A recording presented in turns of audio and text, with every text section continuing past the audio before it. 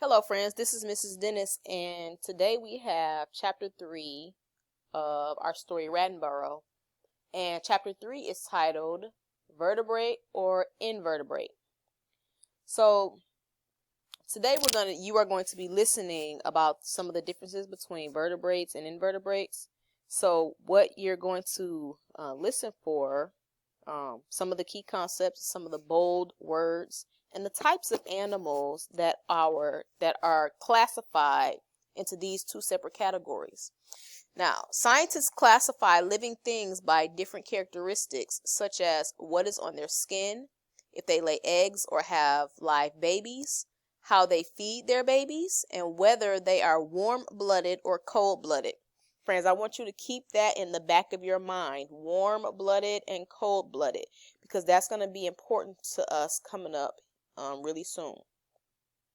So I'm going to start reading for you, and I want you to think about something. Where in this reader can we find the definition for vertebrate quickly? Where do you think we can find the definition? It was one of our text features. Absolutely. You can find it in the glossary. So we know that on page 21, I just read the caption for the picture that is listed on page 21. So looking at the pictures and the caption, what information can you gain from this text feature? What can you learn from looking at the picture and the caption? You can learn that scientists classify living things by different characteristics. So, I'm going to read page 20, and then I want you to tell me how you think this picture, the photograph, and the caption on page 21, how does it support the text that I'm going to read? So I'm going to say the question again. How do the photos and the captions on page 21 support the text on page 20? So here we go. Rattenborough here again. You have learned that scientists who study the animal kingdom classify animals into different groups based on different characteristics. Some characteristics scientists study are what makes up the animal's skin, such as hair or scales, whether animals give birth to live babies or lay eggs, whether mothers feed their babies milk from their own bodies, and whether animals are warm-blooded or cold-blooded. Now, how do the photos and captions support the text that I just read? Well, the text says that scientists classify animals by their skin, how they give birth, how and what mothers feed their babies, and whether they are warm-blooded or cold-blooded. All of the pictures show each of the ways animals are classified. So let's move on.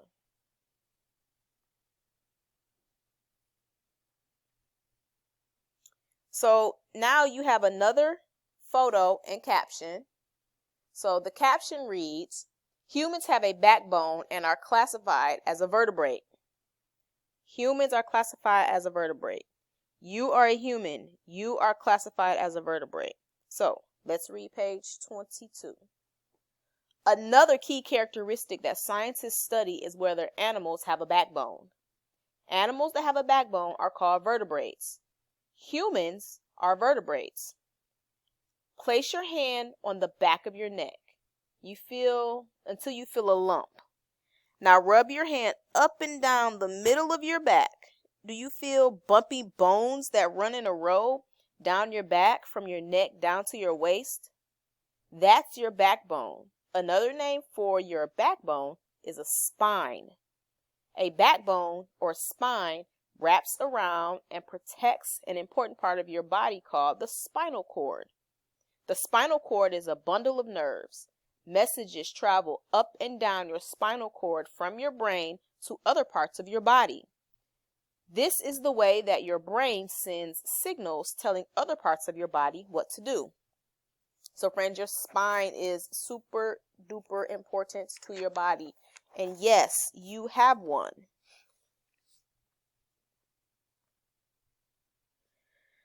So, Oh, I went one page too far. There we go. So we are going to have an assignment where we're going to record 5 examples of vertebrates and possibly 5 examples of invertebrates.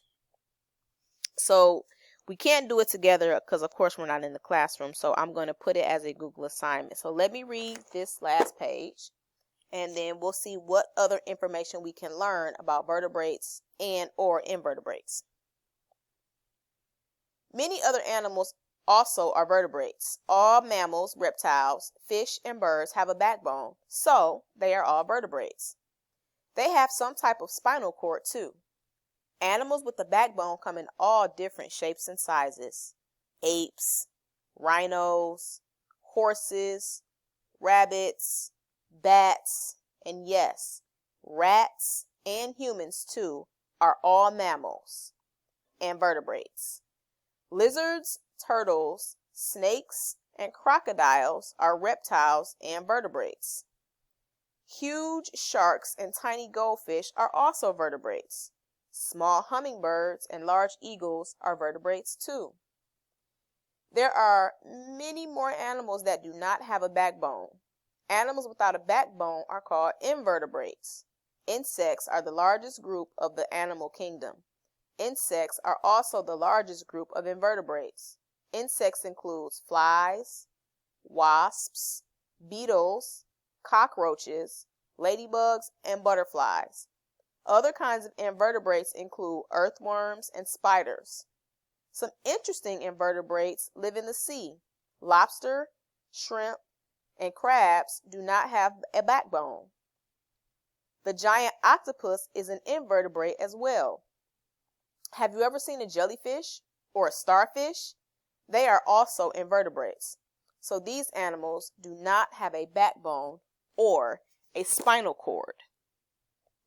So we're going to stop right there for this particular read aloud, and then you are going to have a discussion post where you are going to discuss what type of animals are vertebrates and what type of animals are invertebrates. And we'll just start by defining what is a vertebrate and what is an invertebrate. So that's all for now, friends.